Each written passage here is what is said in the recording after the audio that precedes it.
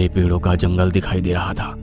उसे जंगल के बीच से होकर अंतर्राष्ट्रीय राजमार्ग पार कर चुका था। हाईवे के किनारे एक सफेद मील का पत्थर दिखाई दे रहा था। उस पर एक नाम लिखा था, रायगढ़ 80 किलोमीटर। उसी मील के पत्थर पर एक कौवा आसमान से उड़कर नीचे आकर बैठ गया। कौवा सीधे सामने की ओर देख रहा था। कौवे की लाल लाल आंखें सामने अंधेरे में डूबा राजमार्ग देख रही थी। तभी हाईवे पर दूर से 2 हेडलाइटें चमकी और एक कार आगे आने लगी। यह एक 4 पहिया वाहन था। चालक की सीट पर एक 35 वर्षीय व्यक्ति बैठा था। उसका नाम ऋतिक था। उसकी पत्नी राजनंदा ऋतिक के बगल में बैठी थी और कार की पिछली सीट पर ऋतिक के बूढ़े पिता चंपक चाचा बैठे थे। उनके बगल में उनका 10 वर्षीय पोता रांडूनाथ बैठा था। कार हाईवे पर तेज गति से चल रही थी। ऋतिक दोनों हाथों से स्टीयरिंग व्हील पकड़कर गाड़ी चला रहा था।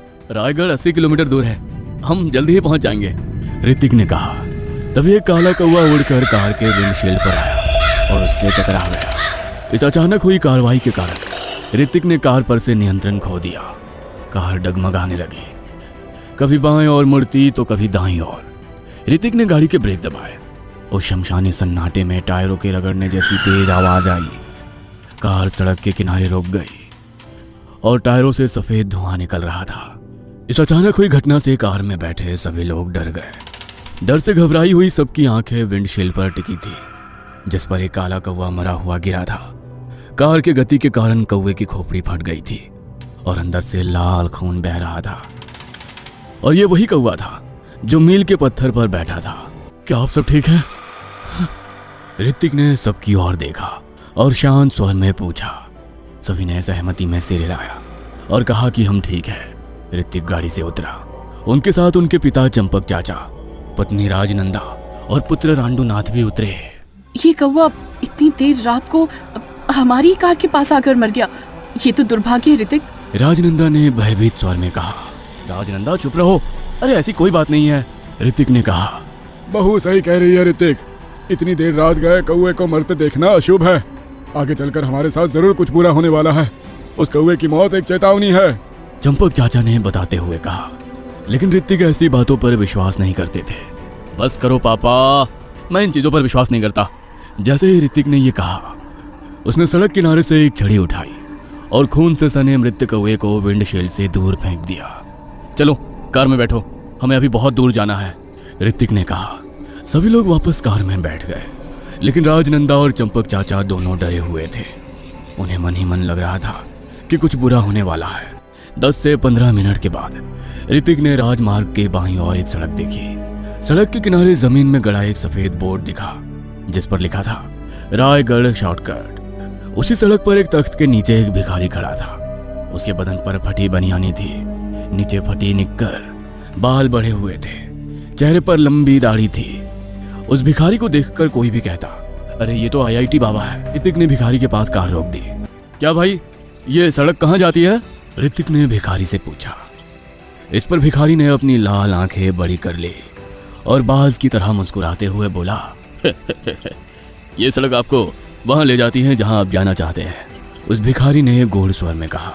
अच्छा, पर कहाँ? ऋतिक ने फिर से पूछा। ये सुनकर भिखारी की मुस्कान गायब हो गई और उसके चेहरे पर एक गहरी गंभीर अभिव्यक्ति फैल गई और उसने गंभीर स्वर में कहा, मौत। उस भिखारी की ये बातें सुनकर कार में बैठे राजनंदा और चंपक चाचा दोनों ही डर गए। उनकी आंखें डर से बड़ी हो गई। मजाक कर रहा हूँ सेठ जी, ये सड़क आपको रायगढ़ ले जाएगी। आइए, मुझे देसी शराब पीने के लिए 50 रुपए दीजिए। भिखारी की बात सुनकर ऋतिक और रांडूनाथ दोनों हंस पड़े। ये तो बहुत बढ़िया मजाक है। ये कहते हुए ऋतिक ने अपनी जेब से भिखारी को 100 रुपए का नोट दे दिया। जाओ ऐश करो, ऋतिक ने कहा। उसी भिखारी ने अपनी जेब से 50 रुपए का नोट निकाला और ऋतिक को दे दिया। मेरा भीख मांगने में नियम है, मैं जितना मांगता हूँ उतना ही लेता हूँ। भिखारी पीले दांत दिखाते हुए मुस्कुराया और कार स्टार्ट की और लाल टेल लाइट दिखाई दी और कार साइलेंसर से काला धुआं छोड़ते हुए चली गई। भिखारी अभी भी उस शॉर्टकट सड़क पर खड़ा था, लेकिन उसका रूप पहले से अलग दिख रहा था। उसके चेहरे पर एक जानलेवा मुस्कान थी। उसकी आंखें लाल हो गई थी, जैसे कि उनमें खून भर गया हो। उसका चेहरा लाश की तरह सफ़ेद हो गया था। उसकी नाक किसी चुड़ैल की तरह बड़ी हो गई थी। मैंने उनसे 50 रुपए लेकर मौत का टिकट खरीद लिया। चकवा चकवा हूं मैं। वो भिखारी एक धोखेबाज छलावा भूत था। उसने ऋतिक की फैमिली को अपने जाल में फंसा लिया था। अब मौत का खेल शुरू होने वाला था। अचानक भिखारी का शरीर सफेद राख में बदल गया और 50 रुपए का नोट हवा में गोल गोल घूमता हुआ जमीन पर गिर गया। और उस नोट के आगे कोई रास्ता या शॉर्टकट नजर नहीं आ रहा था। हाईवे पर ऋतिक की कार तेजी से दौड़ रही थी। ऋतिक, मुझे वो भिखारी बिल्कुल भी अच्छा नहीं लगा। राजनंदा ने कहा। राजनंदा? अरे वो भिखारी है, अंबानी नहीं। उसके कपड़े और पहनावे वैसे ही होते हैं, उसमें ऐसा क्या है जो डर लगे? ऋतिक ने कहा। पिछली सीट पर बैठे रांडूनाथ अपने स्मार्टफोन पर यूट्यूब ऐप पर scary crocodile horror animation channel पर मौत का छलावा नामक वीडियो देख रहा था। दादाजी, ये छलावा क्या होता है? रांडूनाथ ने अपने दादाजी से पूछा।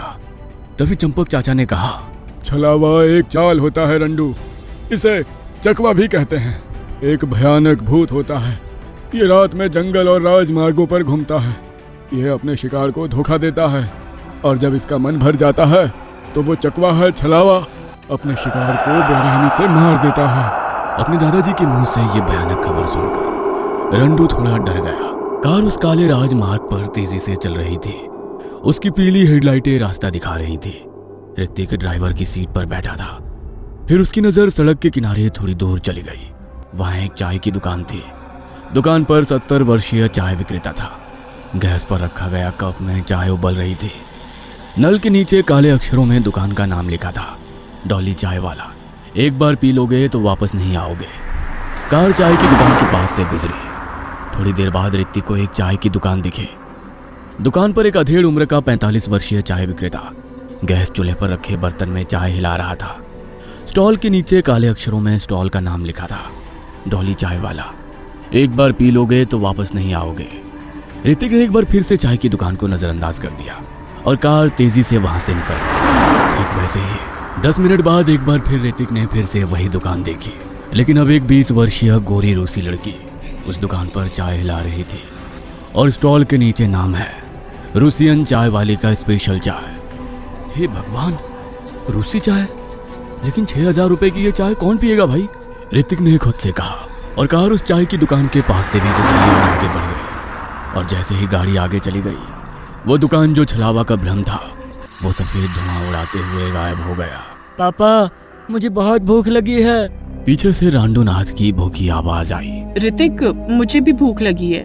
राजनंदा ने कहा। इन दोनों की बात सुनकर ऋतिक ने आगे रुकने के लिए कोई ढाबा या होटल तलाशना शुरू कर दिया। 5-10 मिनट बीत चुके थे। सड़क बहुत शांत थी। वहां ऋतिक की कार के अलावा कोई नहीं था। तभी ऋतिक को सड़क के किनारे एक ढाबा दिखाई दी। ढाबे का नाम था जियो ढाबा, जितना चाहो खाओ। झोपड़ी के बाहर 5-6 बिस्तर लगे थे जिन पर लोग बैठकर खाना खा रहे थे। ऋतिक ने शेड के पास कार रोकी। उसका परिवार कार से बाहर निकल आया। वो ढाबे पर आया और एक बिस्तर पर बैठ गया। एक वेटर ऑर्डर लेने आया। क्या चाहिए सर? वेटर ने अपनी गहरी ठंडी आवाज में कहा। ऋतिक ने 4 पूरी भाजी का ऑर्डर दिया और वेटर ऑर्डर लेकर चला गया। बेटा, मैं अभी आया। चंपक चाचा ने एक उंगली से इशारा करते हुए कहा और बिस्तर से उठकर ढाबे के पीछे बने वॉशरूम में आ गए। वॉशरूम का एक छोटा कमरा था। सफेद दीवारें थी। वॉशरूम के लिए एक कमरा था। दीवार पर एक पीला बल्ब जल रहा था और उसके नीचे एक आईना लगा हुआ था। फ्रेश होने के बाद चंपक चाचा ने नल के पानी में अपने हाथ धोए, झुककर अपना चेहरा धोया और फिर सीधा खड़े हो गए। तभी उनकी कमर चमक से भर गई। हे राम! चंपक चाचा के मुंह से पीड़ा के साथ भगवान का नाम निकला और उसके बाद जो हुआ वो दिल को दहला देने वाला था। शौचालय का पूरा दृश्य एक पल में बदल गया। नल टूटकर गिर गया। सामने लगा सुंदर दर्पण टूटकर बिखर गया। सफेद दीवारें बदरंग हो गई, मानो उस पर काली फफूंद लग गई हो और वो पीला बल्ब चटकने लगा। हे श्री राम! हे भगवान! क्या भ्रम है? चाहिए किसी प्रकार का धोखा छलावा है। हे भगवान, यदि कौवे की मृत्यु खतरे का संकेत है तो मुझे अभी जाकर सबको सावधान कर देना चाहिए। चंपक चाचा जल्दी से शौचालय से बाहर भागे। जैसे ही उन्होंने बाहर का दृश्य देखा, उनके पैरों तले जमीन खिसक गई। उनकी आंखें भय से फैल गई। उनके अंग कांपने लगे। कभी छत जो पहले बिल्कुल नई और रोशनी से सजी हुई दिखाई देती थी, अब एक जीर्ण शीर्ण पुराने खंडहर की तरह दिख रही थी। छत ढह गई थी। ढाबे के बाहर रखी खाट टूटी हुई थी। उसी टूटे हुए बिस्तर पर ऋतिक, राजनंदा और चंपक चाचा का पोता रांडूनाथ बैठा था। चंपक चाचा जल्दी से अपने परिवार के पास आए। बच्चों बच्चों, जल्दी यहाँ से उठो, यहाँ बहुत खतरा है, चलो जल्दी से यहाँ से निकलो। चंपक चाचा ने जल्दी से कहा। ऋतिक, राजनंदा और रांडूनाथ सभी ने उन्हें अविश्वास देखा। बाबा, आप क्या बातें कर रहे हैं? देखिए, यहाँ खाने के लिए इतने सारे लोग हैं, ढाबे पर लाइट जल रही है और आप क्या कह रहे हैं? ऋतिक ने कहा। ऋतिक, राजनंदा और रंडू तीनों उस भ्रम से धोखा खा गए थे। उन तीनों को झोपड़ी एकदम नहीं लग रही थी और जो आत्माएं मर चुकी थी और उस भ्रम में फंस गई थी, वो बिस्तरों पर बैठी और खाना खा रही थी। लेकिन चंपक चाचा को उसमें कुछ भी दिखाई नहीं दिया। उन्हें केवल टूटी हुई छत, क्षतिग्रस्त बिस्तर ही दिखाई दिया। यह सब धोखे हैं, भ्रम है बच्चों। आप सब एक काम करो, श्री राम जी का नाम लो तो वो धोखे का भ्रम जाल टूट जाएगा और आप सबको हकीकत दिख जाएगी। चंपक चाचा के शब्दों पर सभी ने हाथ जोड़ लिए, आंखें बंद कर ली और एक स्वर में भगवान श्री राम का नाम लिया। जय श्री राम। धीरे धीरे एक एक करके सभी ने अपनी आंखें खोली और जैसे ही उन्होंने आंखें खोली, सभी के जबड़े खुले रह गए। उनकी आंखें गेंदों जितनी बड़ी हो गईं। 2 सेकंड में उनके आसपास का पूरा दृश्य बदल गया। ढाबा बहुत पुराना और बेकार लग रहा था। उस झोपड़ी की रोशनी गायब हो गई थी। झोपड़ी के बाहर रखी खाटें टूट गई थी। उसके आसपास के लोग अचानक गायब हो गए थे। अब उस ढाबे पर केवल भी 4 लोग ही मौजूद थे। हे भगवान, ये तो भयानक है, ऋतिक ने आश्चर्यचकित स्वर में कहा। छोटा रांडूनाथ डर गया और अपनी माँ की गोद में जा गिरा। तभी ढाबे पर से वही वेटर दूर से उन दोनों की ओर आते दिखाई देने लगा। वेटर के हाथ में एक ट्रे थी, उस पर एक गोल प्लेट रखी थी। वेटर के सिर के बाल अब सफ़ेद हो चुके थे, उसकी आंखें सफ़ेद हो चुकी थी और उसमें काले धब्बे थे। वह भूत की तरह चलता हुआ इन 4 के पास आया। उसने ट्रे सबके सामने रख दी। ए लो, खाओ, वेटर जोर से चिल्लाया। राजनंदा ने ट्रे से गोल प्लेट उठाई और जैसे ही उसने प्लेट उठाई, सामने का दृश्य देखकर उसकी आंखें फटी की फटी रह गईं और वो जोर से चिल्लाई। उसका मुंह खुला का खुला रह गया। ट्रे के अंदर एक महिला का कटा हुआ सिर था, सिर से लाल खून बह रहा था और उसके दोनों हाथ कटे हुए थे। रूसी व्यंजन, रूसी पकवान खा लो। वो भयानक भूत जोर जोर से हंसने लगा और वहां से गायब हो गया। वो दृश्य देखकर सभी के चेहरे भय से सफेद हो गए। राजनंदा, पापा, जल्दी से यहाँ से निकलें। सभी लोग कार की ओर दौड़े। कार में बैठे और कार स्टार्ट की। 2 गियर डालकर कार को हाईवे पर डाल दिया। जो घटना घटी थी उससे सभी की छाती धड़क रही थी। कार सड़क पर तूफान से भी तेज गति से दौड़ रही थी। तभी इन 4 ने सड़क के किनारे पड़े भिखारी को देखा। उसका चेहरा काला और नीला था। उसकी आंखों की लाल पुतलियां उन 4 को देख रही थी। रुको, मुझे ले चलो, मुझे भी अंदर लो। ऐसा कहकर वो छलावा भूत उन 4 के पीछे भागने लगा। राजनंदा ने कार के साइड मिरर से पीछे देखा और कहा, गाड़ी तेज चलाओ ऋतिक, वो पीछे से आ रहा है। कार सड़क पर थी। वो भाग रही थी लेकिन उसे बाहर निकलने का कोई रास्ता नहीं मिल रहा था। वो छलावा कार के पीछे भाग रहा था, चुपके से इधर उधर घूम रहा था। वो कभी झाड़ियों में दिखता तो कभी गाड़ी के पास। वो हंसते हुए इशारे करते हुए इधर उधर दौड़ रहा था। देख, हमें धोखा दिया गया है, उस छलावे ने हमें पकड़ लिया है, अब कोई बचने का रास्ता नहीं है। पिछली सीट से चंपक चाचा बोले, पर कोई तो समाधान होगा पिताजी। राजनंदा ने तुरंत कहा। तभी ऋतिक को याद आया, कुछ समय पहले रंडू यूट्यूब पर स्कैरी क्रोकोडाइल चैनल पर छलावा एनिमेशन वीडियो देख रहा था।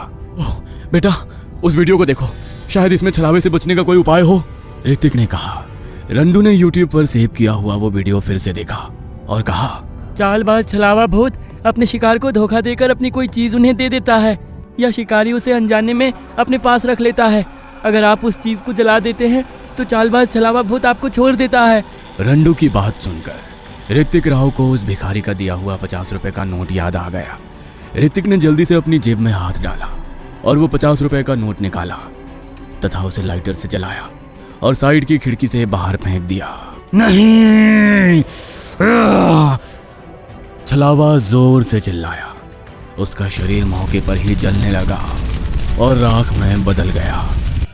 जैसे ही छलावा का अंत हुआ, ऋतिक को फिर से वही सड़क दिखाई दी जो उससे 50 मीटर दूर राजमार्ग की ओर जा रही थी। ऋतिक ने जल्दी से कार को घुमावदार सड़क से हटाकर राजमार्ग पर ला दिया और उन चारों ने हाईवे पर कार रोकी और